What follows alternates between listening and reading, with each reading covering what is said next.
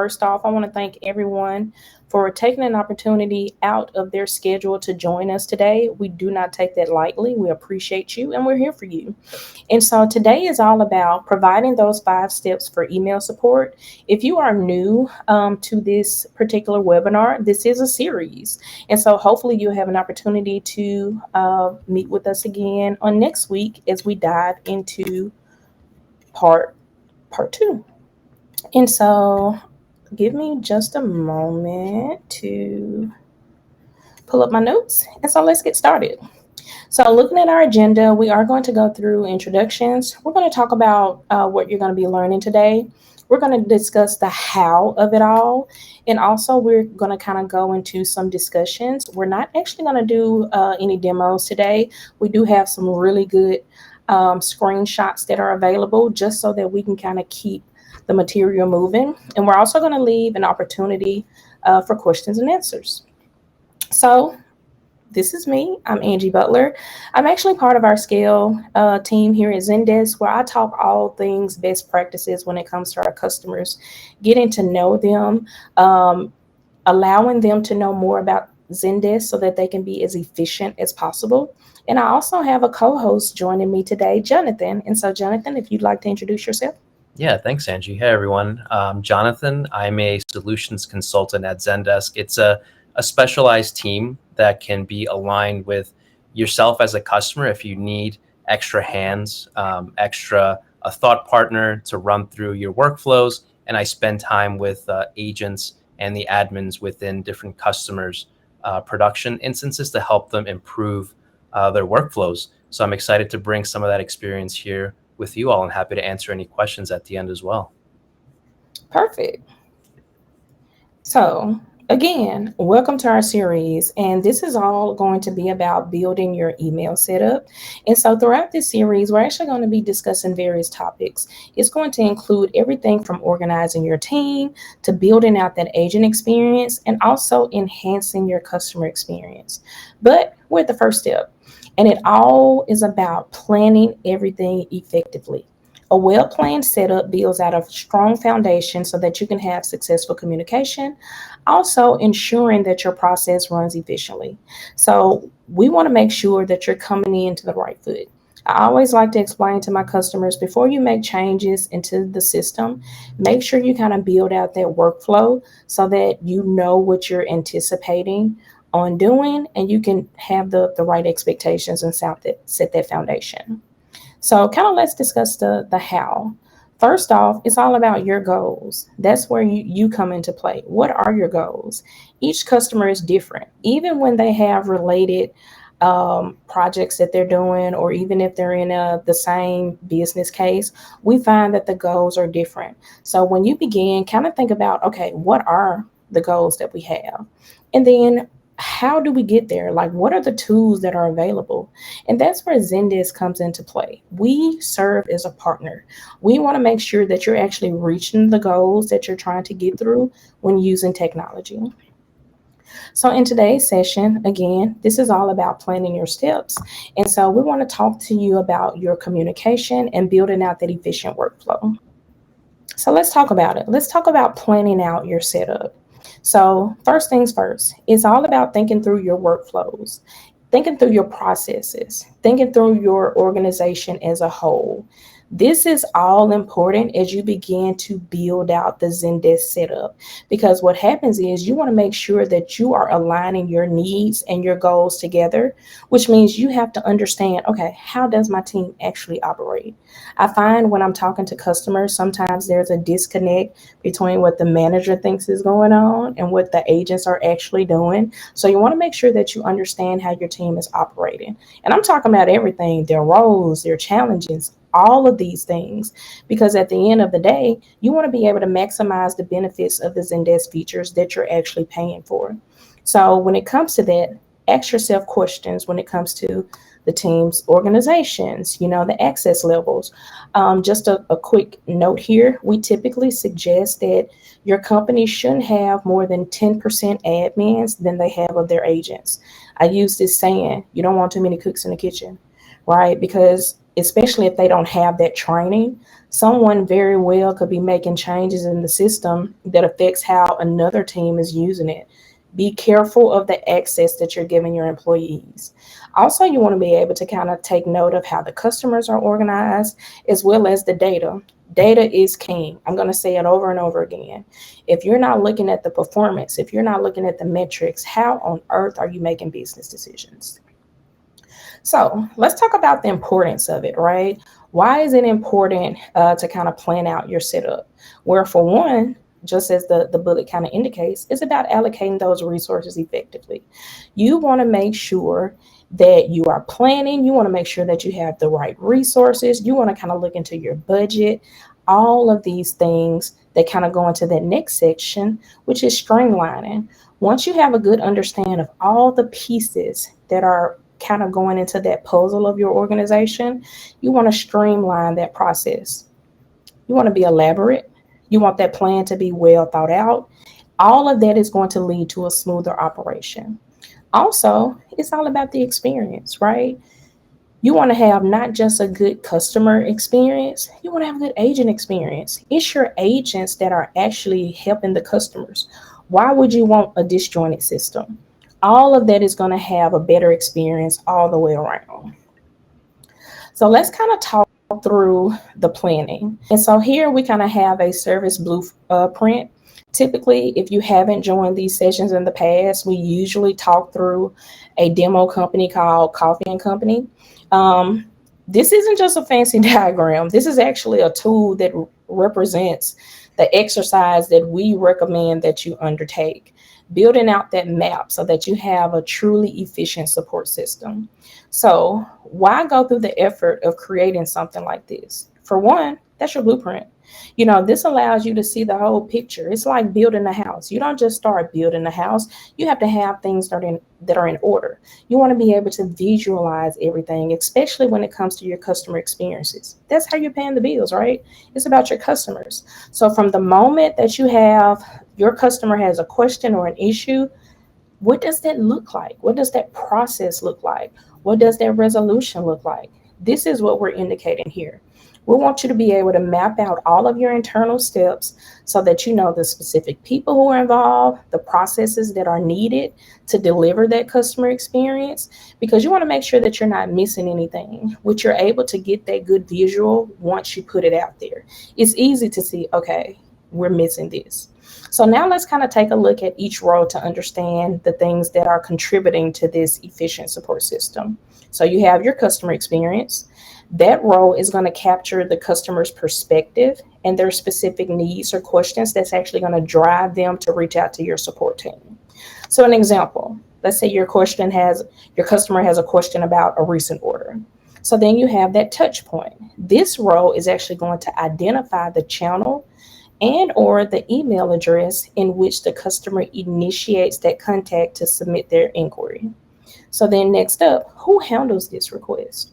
This role is actually going to identify the internal group or the individuals that are responsible for handling different types of requests. For example, this request may go into the customer support bucket. Also, you want to think about what may be unique about this issue type. So this role is actually going to highlight any special characteristics or unique considerations. For instance, is this a high urgency issue?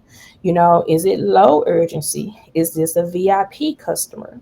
You also want to think through what info is needed to resolve the issue. So this is going to kind of indicate those essential pieces, right? For example, do you need the order number? Do you need the order date? Do you need the member ID? Whatever the case may be. So this is kind of that recommended template that you can use to build out your own self-service design for your email support. So how's your team organized? So when it comes to Zendesk, we kind of talk through organizing your team by using groups. This allows your administrators to efficiently manage the agent ticket assignments and control access tools like your views, your macros. All of this is done at the group level. So how you set up your groups actually depends on how you define your workflow and how your agents are organized. So again, ask yourself, your service segmentation, right? The roles, who's responsible, what's my criteria in terms of the agents that are actually going to be assigned to these different groups. Uh, do you have it a use case where agents need multiple groups that they're going to be assigned to? How would this affect their responsibilities? Also, what about your resolutions? Do you have some groups that are really kind of honing in on fast resolutions? Also, challenges. What could come up that we need to think through? And how do we plan on kind of addressing those challenges?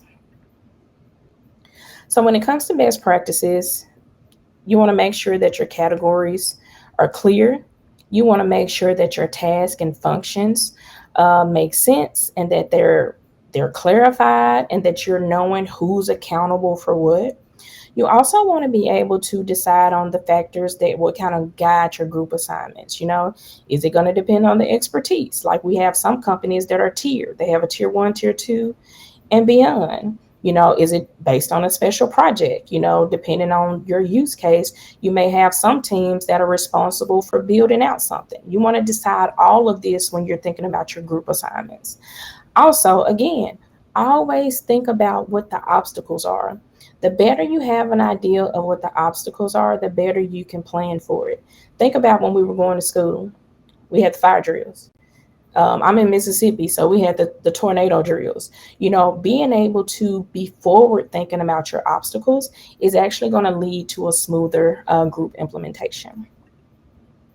So let's talk through why is it important to kind of get your team organizations together. For one, optimizations, right? You want to be able to have the creation of your business rules, which will impact your ticket routing.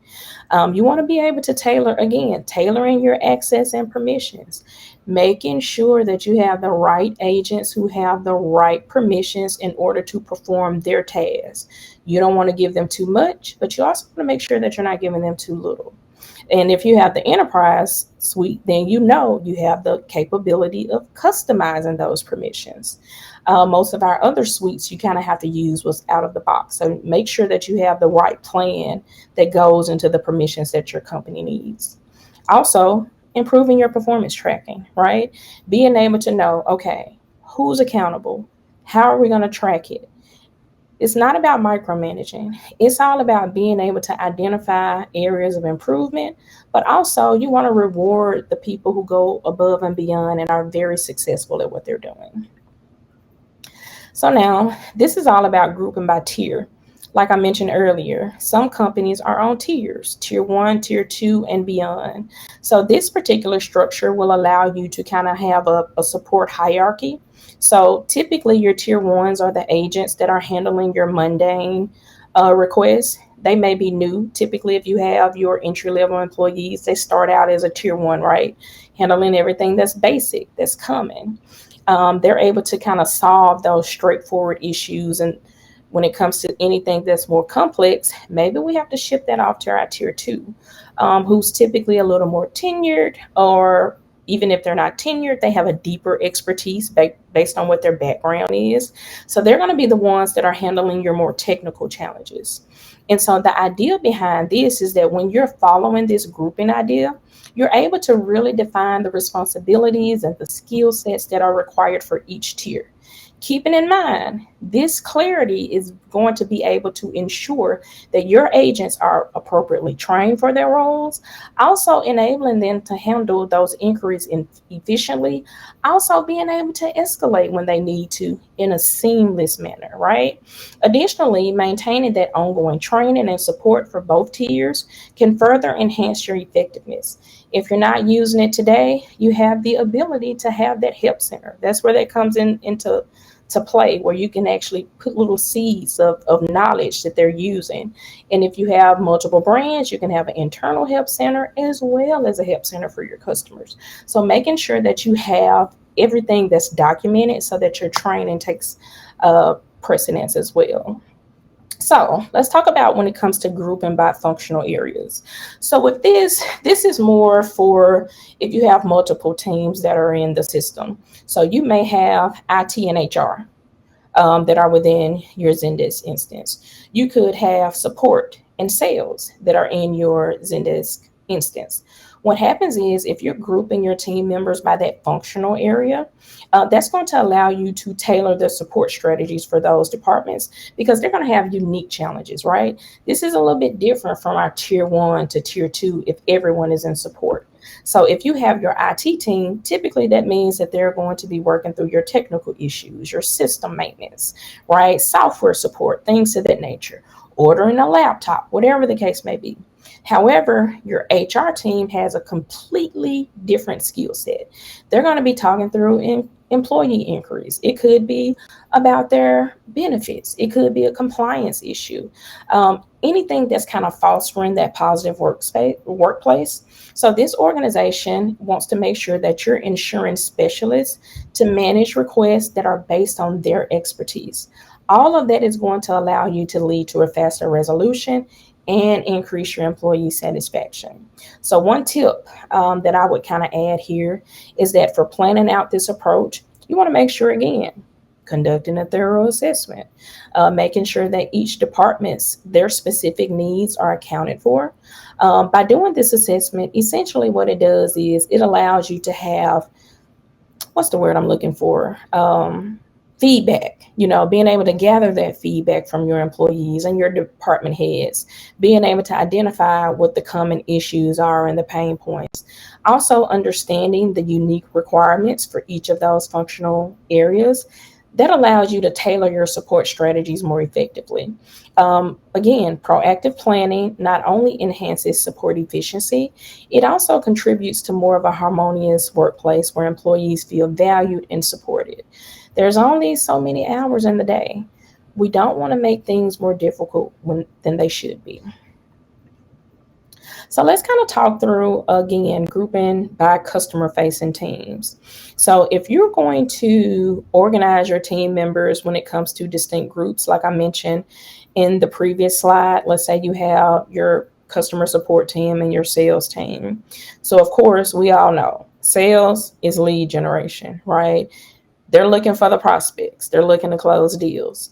Customer support is on the opposite end. It's all about post sale, so inquiries, issue resolution. That approach allows your team to kind of have a specialized skill and the knowledge that's relevant to their roles. So when you're thinking about this type of approach, you want to be able to define your team roles. You want to establish clear communication between those channels. And you also want to utilize the customer data for insights. I'm going to say it again. Customer data is important. If you're leveraging that customer data, you're going to be able to gain insights into your customer preferences, their behaviors, their pain points. All of this will allow your teams to tailor their approaches accordingly. So, analyzing this type of data will inform your decision making as well as your strategy development. This is going to allow you to enhance your customer interactions and just drive that overall satisfaction. We also have customers that provide multiple languages. They provide support by multiple languages. So if that fits your organization, you want to be able to make sure that language proficiency is effective with your support because you may have a diverse customer base. I think we have people on our that joined our live that said they were from Croatia, Germany. So that means you're probably providing multi-language support.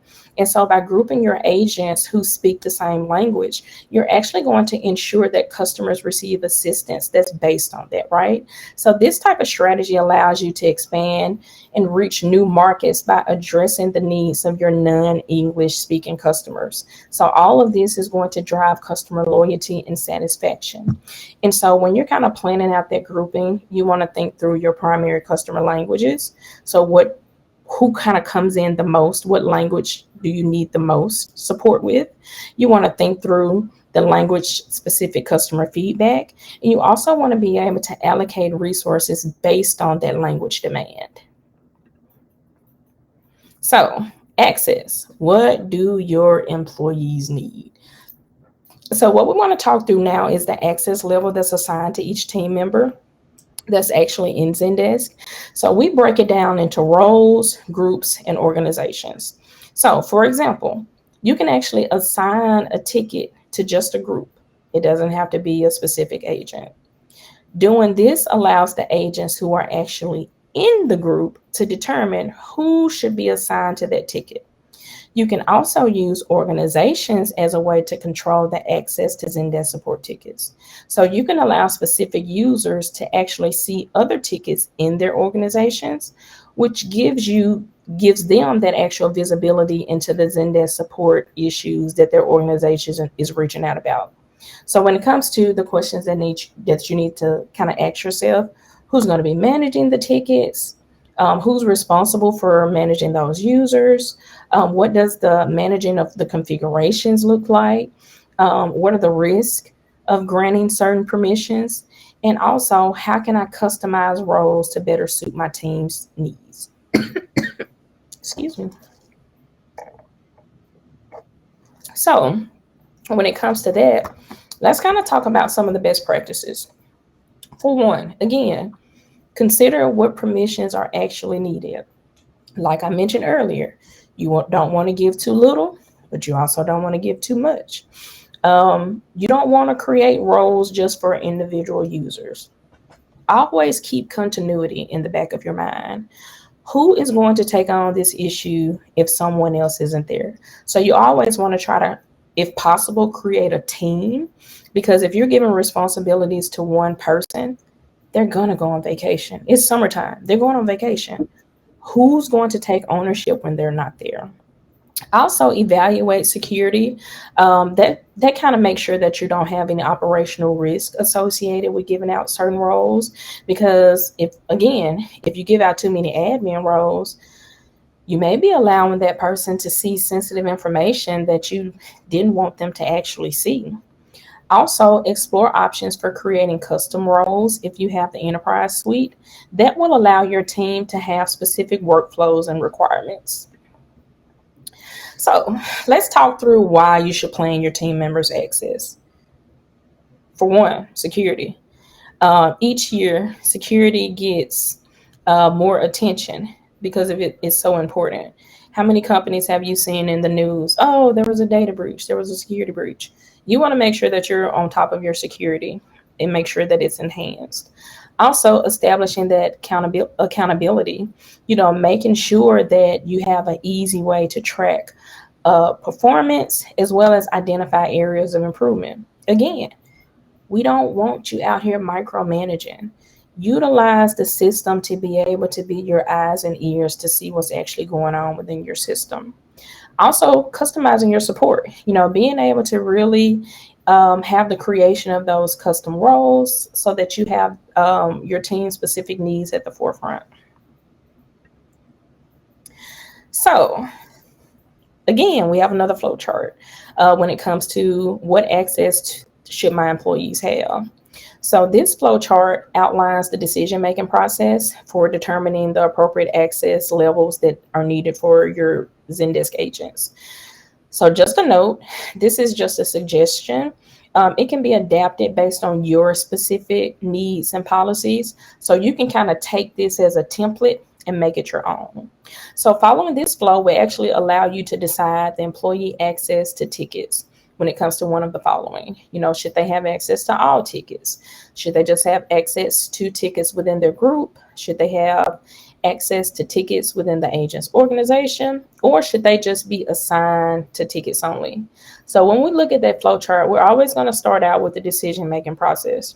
So there's a question: should agents access all tickets?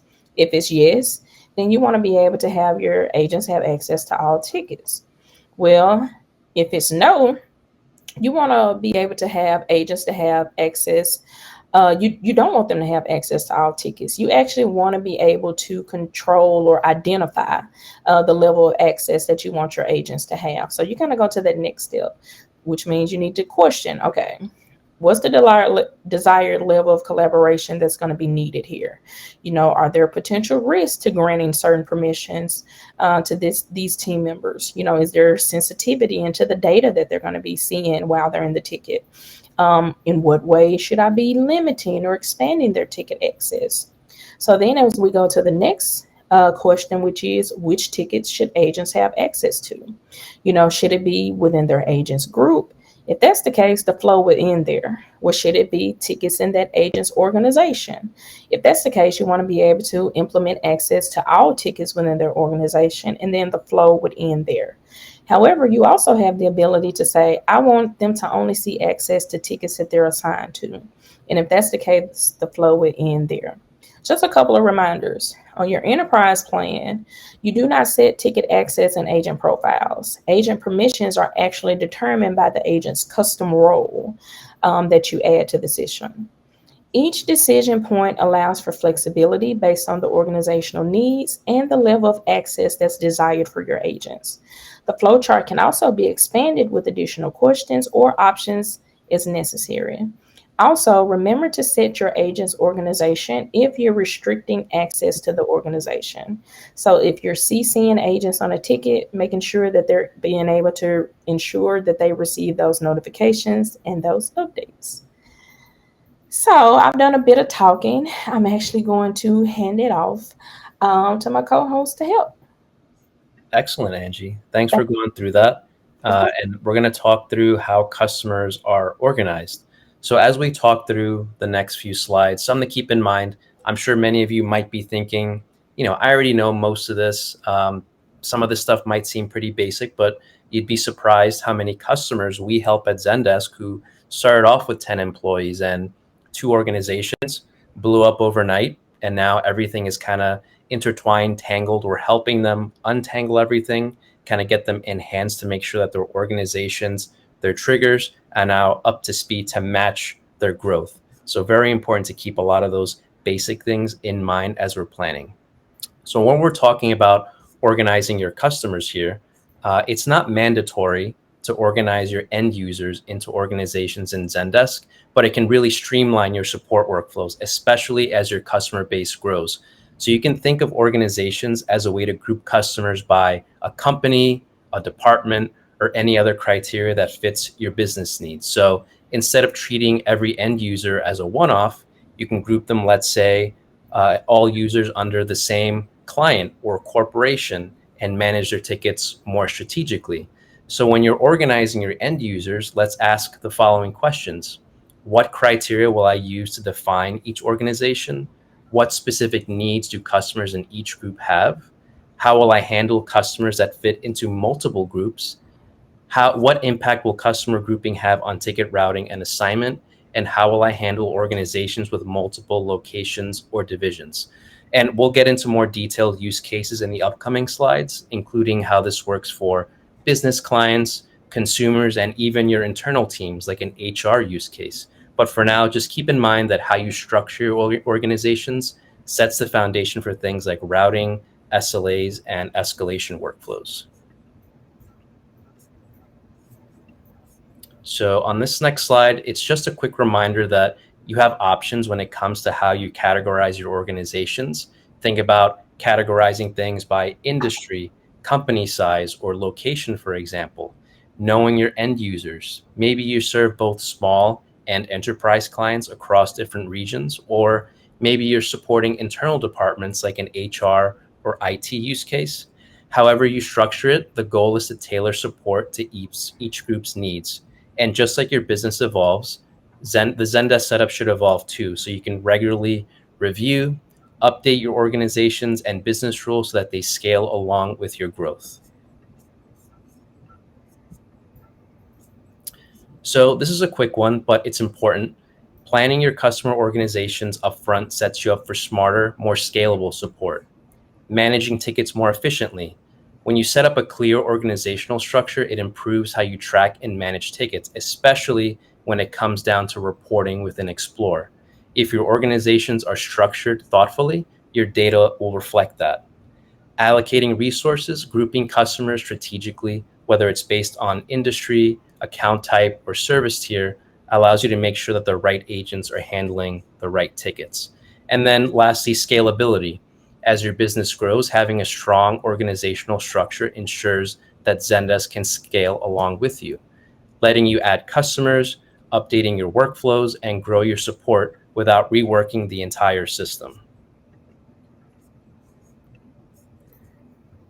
Now, let's look at a typical B2B support setup, business to business, whether you're offering support to other companies rather than individual customers. This is where Zendesk organizations and groups become especially powerful. When you're creating tailored support, let's say your coffee and company, our mock-up here on this slide, and you offer software tools that help your other businesses manage coffee logistics like inventory and analytics. Your clients include Coffee Cartel, Brewing Awakening Cafe, Green Valley Organic, and Cafe Deluxe. Each of these companies would be set up as their own organizations within Zendesk. And from there, you can create custom SLAs, triggers, and routing logic. So, for example, maybe Coffee Cartel is a high value client of yours. You want to give them faster response times and route their tickets to a more experienced group of agents. Meanwhile, Green Valley Organic follows a more standard support path. So maybe they don't need to be as prioritized when you think about your business rules. And so tailoring the experience based on your account needs or services tiers helps ensure that each customer receives the level of support that fits their relationship with you. And fostering collaboration between teams. Internally, you can use Zendesk groups to organize agents based on their specialties, like a billing group, an onboarding group, technical troubleshooting, on and on. That way, tickets are automatically sent to the right team, and those agents can collaborate easily using internal notes, assigning them to other teammates or other groups, saying, hey, this ticket might have been assigned to HR. It's actually meant for IT, for example. And that those are all internal notes that can be handled by the internal agent groups. And support level agreements. You might have clients like Cafe Deluxe under a paid support contract, and maybe they require a 1 hour first reply time SLA, while maybe your trial clients or smaller customers get a longer SLA window. So within Zendesk, you can set up organization-based SLAs, and you can build those rules to escalate or notify your teammates that response times are at risk, all based on how the organization tags or fields are set up. And because it's rule based, you don't have to manually monitor these differences. Zendesk does the heavy lifting. And then lastly, on support by location and language, if you serve customers in multiple regions, let's say English speaking customers in Canada and Spanish speaking customers in South America, you can build custom fields and workflows that route appropriately. So for instance, if a ticket comes in from Green Valley Organic in Argentina and their preferred language is Spanish, Zendesk can automatically assign the ticket to a Spanish speaking agent group without any manual triage. And this ensures a smoother customer experience, and it improves the agent efficiency by getting the ticket to the right team the first time around. So organizing direct to consumers. So in a B2C setup, business to consumer, your customers are individuals. They're not companies. And the Zendesk setup might look a little bit different. But by creating personalized engagement, you can still use organizations to segment VIP or loyalty customers. Maybe your high frequency shoppers get priority support while the others follow a more standard queue process. Speeding up support. Internally, you're using Zendesk groups to route tickets to the right team directly. So if your customer selects a return as their inquiry, you can send those tickets straight to your returns team instead of having teams manually triage those initial tickets or reading through the ticket to get the context. And then managing seasonal support needs. So during holidays or maybe promotions that your company might be having, you can use temporary groups or tags to manage those spikes in volume and maintain those SLAs across different organizations. And then again, going back to support by location and language. So you can use your language or regional fields to route customers to agents aligned with their needs. So for example, again, routing tickets from Spanish speaking users to the bilingual agents within those custom groups that you set up. And this all ensures faster, more relevant service, even when you're serving a large, diverse customer base. And next, let's talk about structuring internally. So a B2E, business to employee situation, think about an HR or IT use case. So you're streamlining internal support. So if Coffee and Company has a documentation team, for example, or an engineering team, a legal team, you can set those up as organizations within Zendesk so that when an employee that is under those organizations submits a request, it can route to those direct teams internally on Zendesk, to the IT team, to the HR team, based on their request type.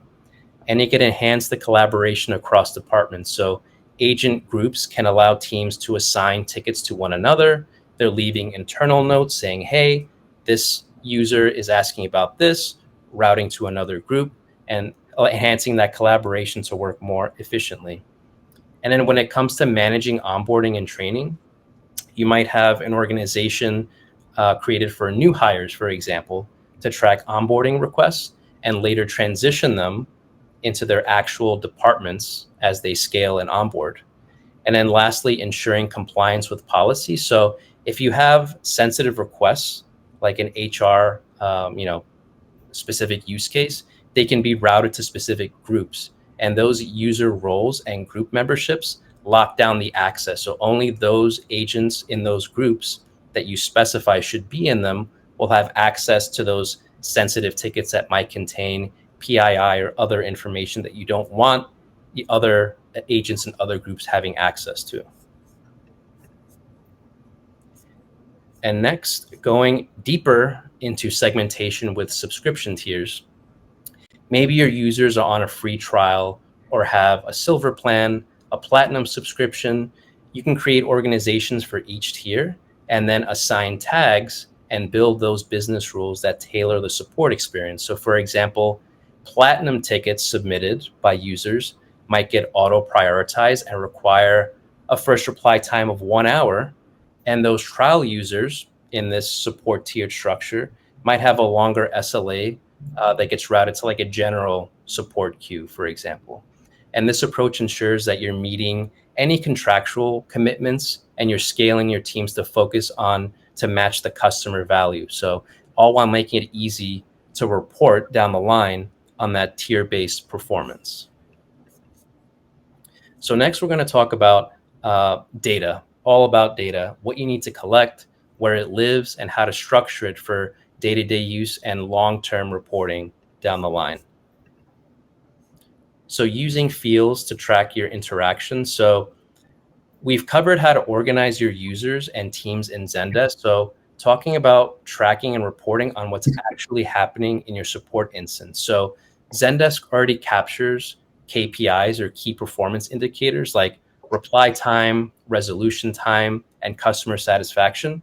But there's more that you can measure if you plan ahead. So for example, going back to the example from the previous slide on Platinum subscription as an organization, maybe they have an SLA that requires a faster response time, and those free tiered users get a longer window, like 5 hours or 10 hours. But with the right data structure, you can track how well your team is meeting those SLAs by those tiers, the groups, or the ticket types. And you could also create custom ticket fields. So at the ticket level, the organization level, or the user level, you can capture any information that's relevant to your workflow. So for example, if a ticket field must include an issue like return or billing or website bug, you can set that up as a custom field that's captured when the end user submits that ticket.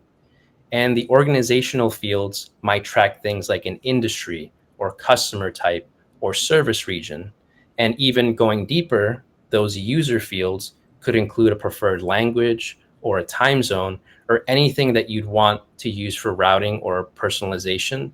You can even set internal only fields for agents. So for example, letting them confirm the customer subscription level or flagging it internally so only agents can see if a ticket needs escalation.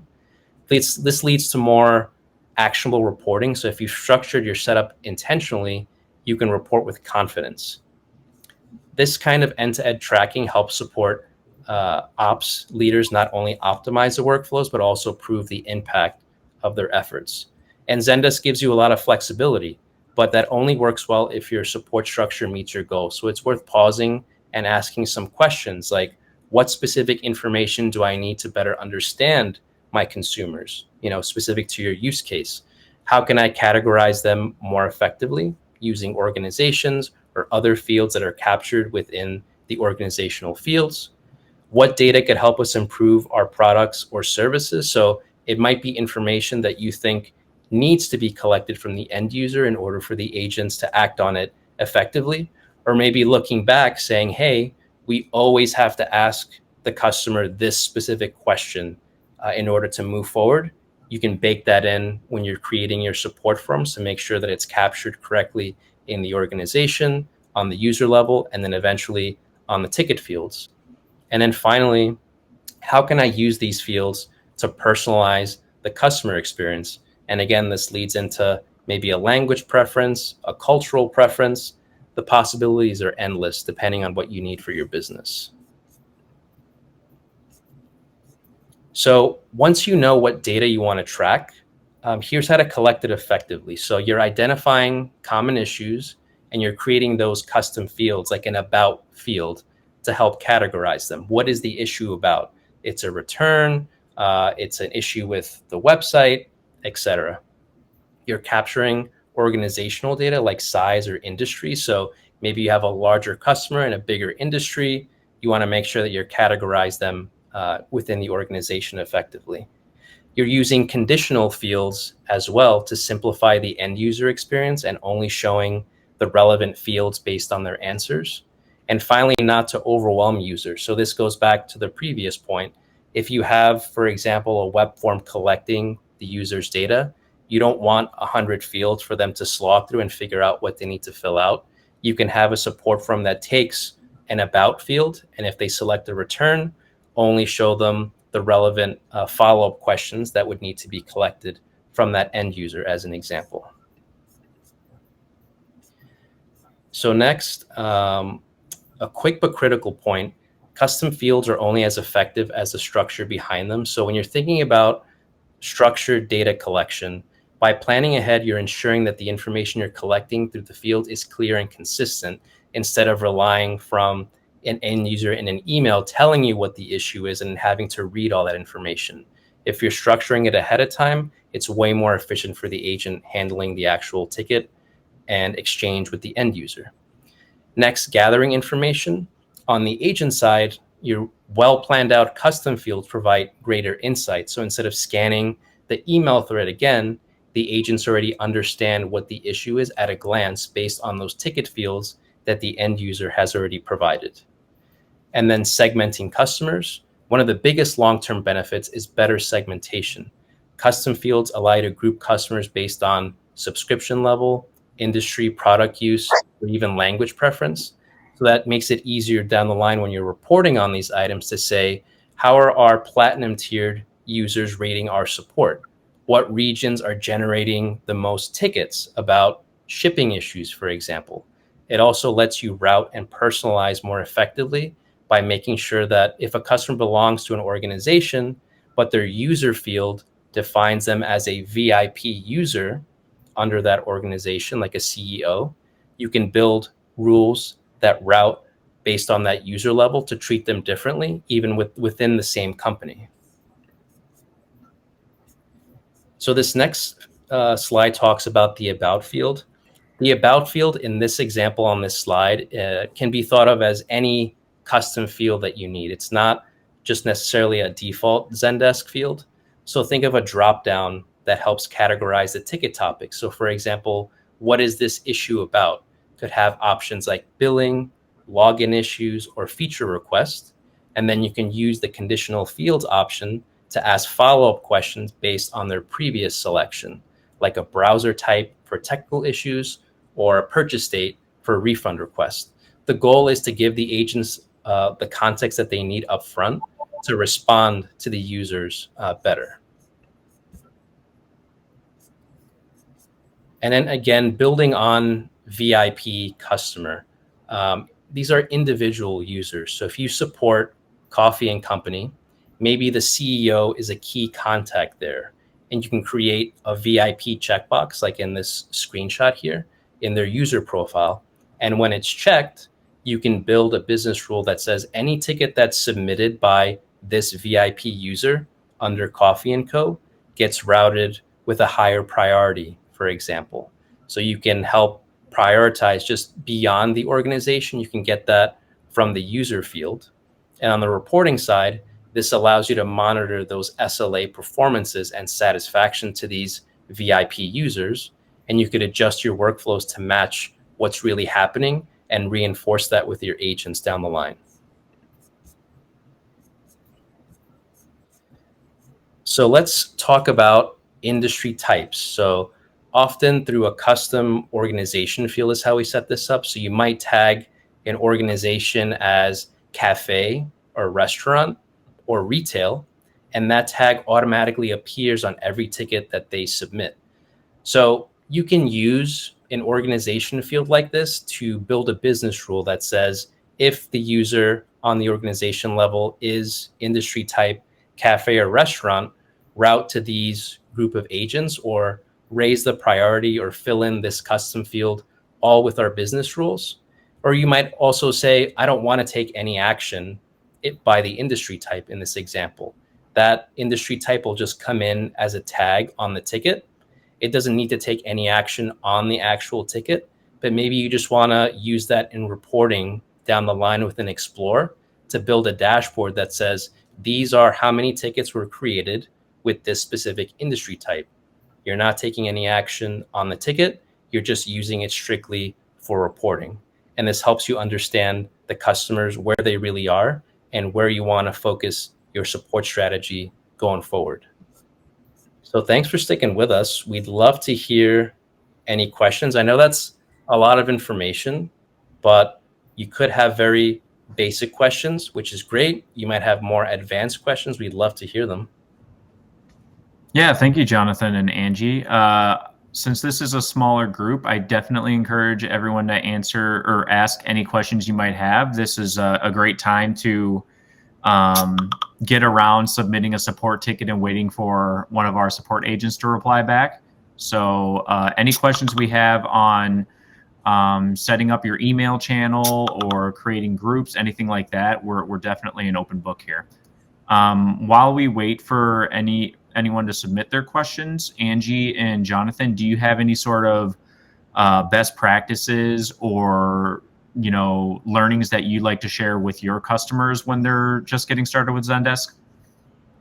I think from my experience, coming from jumping in to help customers once they're already sort of established within Zendesk, and again referencing like some of this is very basic, but again it can come up and say, hey, we've set up our organizations like this from the beginning, but now that we've expanded, for example, our business rules, like we don't know how things are being triaged anymore or what actions are being taken because we've scaled so large and no one's really taken accountability to say our triggers, our business rules work like this. So as you're building these organizations, these custom fields that you're collecting information from the end user, it's important to also remember to go back and reference older business rules to say, are they being utilized? Because you can see usage on business rules. Are they even needed anymore? And if they are, maybe do I need to add additional conditions to it because we've added a new support structure or workflow to them? So it's not just setting up your organization and those fields, but also looping it back to what actions are being taken from our business rules and making sure that that's a clean setup as customers scale. Absolutely. Thank you, Jonathan. Angie, did you have anything? No, I think that was a good one. I would just reiterate what we've already discussed, which is the planning stage is critical. Planning it out. There's nothing too small in the planning stage. Just be prepared for everything. Awesome. All right. Well, it doesn't look like any questions came in through chat.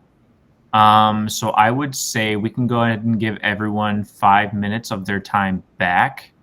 But yeah, stay tuned. We have our next session coming up on organizing your team, where we'll talk about setting up roles, groups, organizations, as well as user fields and org fields. So if you're just starting off as a new admin, or you're interested in hearing more about these individual features, I definitely highly recommend you attend. Take a look at the link that I shared in chat. And yeah, thank you everyone who joined, and thank you to our host for doing such an amazing job sharing this with everyone. Thanks, everyone. It's been a pleasure. Take care. Thank you.